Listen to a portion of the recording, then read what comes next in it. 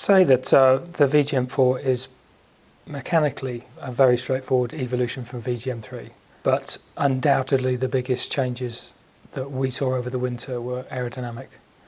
With the removal of the double diffuser, that resulted in quite a substantial loss of downforce, which we've spent the winter trying to recover.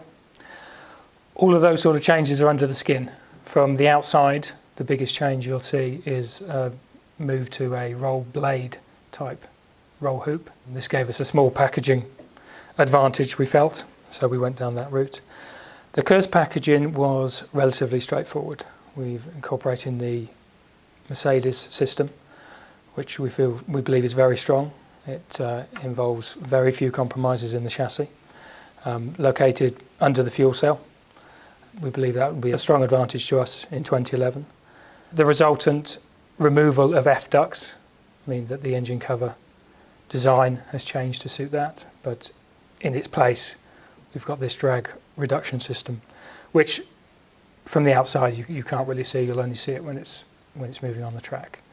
So those are the main changes. Mechanically, like I said, underneath it is an evolution. We've taken what we learnt last year, tried to move it up another step, and integrated that into VJM4. So nothing radical yet.